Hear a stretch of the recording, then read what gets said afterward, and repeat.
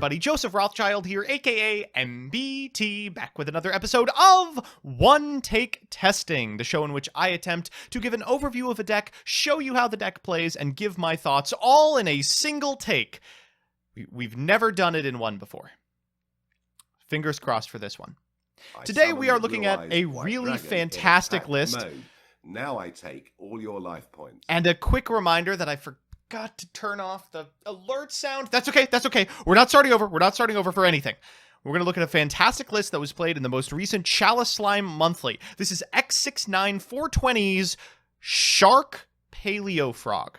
Now, it's no secret that Paleo Frog kind of sucks shit right now, and that's because, unfortunately, it just doesn't have enough tools to keep up with modern decks. It lacks the explosivity of some of the really powerful combo decks like Dragon Link. It lacks the inevitability of some of the really powerful control decks like Eldritch, and as a result, it lives in this terrible middle ground in which it can never take a game off anything competent. A lot of that has to do with the fact that it can't back up its set 4 strategy with a Toad on turn 1. Pretty much ever. In order to do so, you have to draw a water and a swap frog, and you're only playing 8 waters total. Swap frog is one of them. So it's not particularly likely. As a result, X69420 saw a huge amount of success by playing this card, Buzzsaw Shark. This card allows you to target a water monster you control, including itself, special summon from your deck in defense, position a fish with the same level as that monster but a different name, and if you do, it can't activate its effects that turn, and you can't summon monsters from the ED except for Xyz. From here, you go into a Bahamut Shark and a Totally Awesome using Double Fin Shark. This card, when normal summoned, allows you to target a level 3 or 4 water fish type monster in the graveyard, special it, and its effects are negated. So, you can go Buzzsaw Shark into Double Fin Shark into Bahamut Shark into Toad. When Toad dies, you can add back the Double Fin Shark and do the same thing next turn. At least you would be able to if they were playing another copy of Bahamut Shark. More likely, you're just going to go into an Abyss Dweller. So that's the gist of the deck. Other than that, it's just playing a lot of really good trap cards and cards that Paleozoic Frog was already on. Now, I will warn you. It's on 46 cards. You're just going to have to bear with me. I don't know if Chalice Slime Monthly viewers don't know that you're allowed to play 40 cards, but many of them elected not to. I'm just going to pretend that it's because of some quantum math that Skyhawk understands, but I don't, and it's valid. So here's what we're going to do. Like always, we're going to hit exit, go directly into these servers. We're going to go to EU Central Casual. You know we're going to host with the password MBT, and the first person in is going to get to take a bite out of the champ.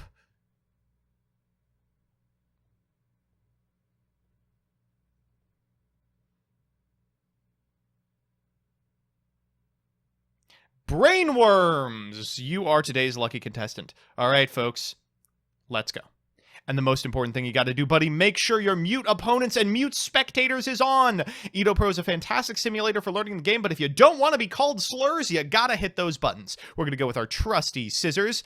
Good old scissors. Nothing beats scissors, and this is a killer hand already. We've got Buzzsaw Shark, which makes Paleo. We've got Dupe Frog. We've got Alistair the Invoker out of our opponent. Fuck off. All right, well, what are you going to do? Make Macabre pass? That's the play? How exciting. At least have the decency to be playing, like, Amazement or something. I don't want to just lose to Alistair. Okay, there's Macabre. And unfortunately, we don't have a really clean out for this card.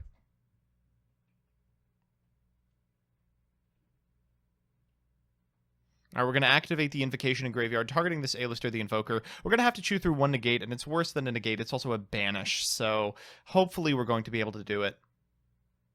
Well, if they're only setting one, I feel decent about our chances. Oh, wow, that's a good one. So because they have that negate, I am, in fact, just going to go for this one instead. We're going to set 1, 2, 3, 4 cards. It's a little sus. I don't want to be activating this one, but with any luck, I won't have to. And this is kind of where Paleo excels. You get to play this long sort of grind game. Magical Meltdown. I don't have any problem with that whatsoever. Using Magical Meltdown to get Alistair the Invoker. No issue here, buddy. Buckaroo. Normal A-lister the Invoker. Do I have a response to that? I don't think so. And there's another invocation. Now, I know they have another Alistair in their hand, which is frustrating, because if they use this to go into an Artemis, we could easily use Draconic Prison to prevent that from resolving. Instead, they're going to go into an invocation here. That's interesting. We don't have anything else. Are they using the Alistair in hand to make Caliga, or do they have a fire to make a Purgatrio? Are they using the Makaba for a Makaba? No, there's Shadal's in here. Okay, Winda is a really powerful card, but not actually that strong against us specifically. They're going to set a copy of Shadal Beast, and I am super okay with this. End of main phase? Sure. So I'm going to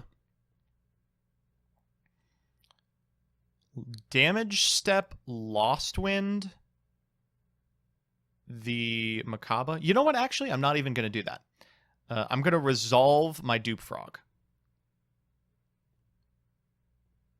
They are going to go for the Makaba here, for sure.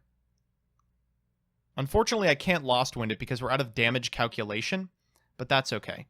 Ooh, Ariel's frustrating, but glad I saw it now instead of when it would do a little more damage to us. I think that banishing that A-lister would be pretty funny. We could send the Winda and the A-lister. For now, I'm just going to take the damage because none of this is particularly frightening.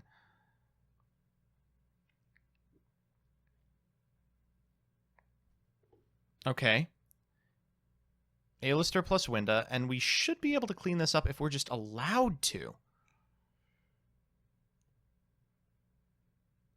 End of main phase.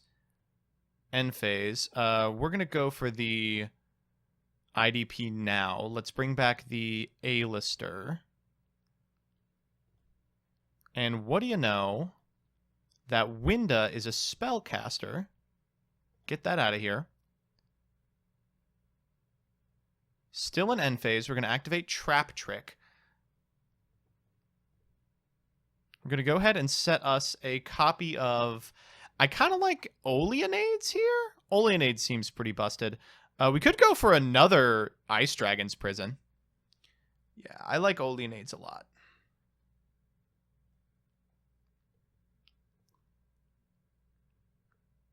And then we'll activate that Oleanades. Let's get this card. See if they chain it. It's Super Polymerization. Oh my god. Why would they do this now? To go into another Winda? Okay, well, unfortunately for them, we do have the out to that. They're going to draw one card off of Beast. That better be something for Makaba. Ooh, that's rough. Okay, we're going to Dino Mishis here. Targeting the Winda. They drew a trap card. Wow, that's funny, because now we can Lost Wind the Makaba and worry about nothing. And we're also going to bring back the Oleanades. It's just very funny. All right, the Makaba gone, the Winda gone, and now we can pop off. Let's normal summon this Buzzsaw Shark. We'll trigger the effect here. Target our own monster. Go get from the deck a copy of Double Fin. From here we can go into a Bahamut Shark. And we get in for slightly more damage if we just attack. And then in main phase 2, make our Toad. I wouldn't do this if I thought my opponent had a copy of A-lister in their grip, but because we have, you know, knowledge of everything that's going on, I'm not very scared about it.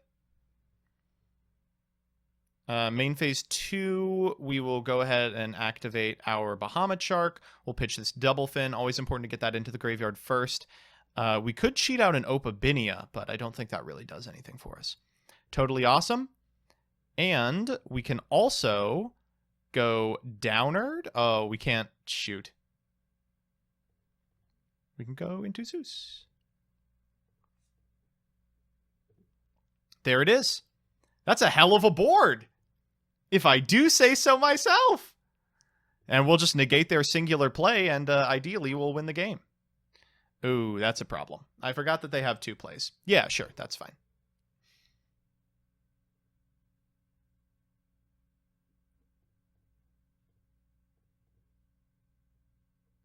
Ah, setting 1, are we? You must think very little of me.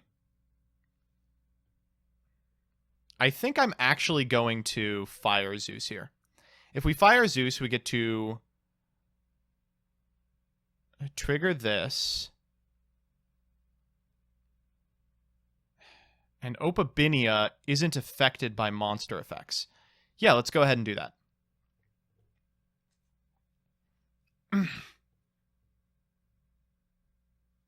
We'll trigger the Totally Awesome in order to get back the Double Fin Shark.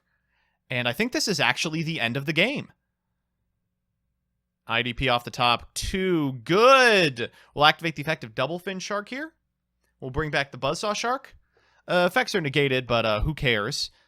And we can go into an Abyss Dweller. That's 22. That is enough. We could Coral Anemone to do a little more nonsense, but I think this is just the better play. That's gonna be lethal. Wow, that was a really competent top tier deck, and we kind of ate it alive. I really think that we baited our opponent. Wow, I'm so shocked. All right, get in there. Paleozoic Oleanades survived a Zeus and outlived our opponent as well. Whew. All right. Let's jump back into the deck for a quick background about what this did. I'm really shocked. I thought this was gonna kind of look. I didn't think it was going to look very good, but it honestly does seem like it has teeth. The Buzzsaw Sharks are just incredibly powerful. I didn't believe that the Bahamut Shark actually had such a wide pool of fish monsters that it could summon from the extra deck, but you don't have to go into Totally Awesome. You can absolutely go into Opabinia style. I just... I'm kind of blown away by it, if I'm being honest. Yeah, I would say that you should absolutely pick this up if you're a fan of Paleozoic frogs, if you wish the deck was still around and had the ability to compete with the modern metagame. But do keep in mind that if you are playing against opponents in real life, you're going to get a lot of mileage out of rule sharking as well. Not that I'd ever condone that, of course. That's it for this one-take testing. Thanks to X69420 for bringing this to the May Chalice Slime Monthly. I had a great time, and see you all in the next one.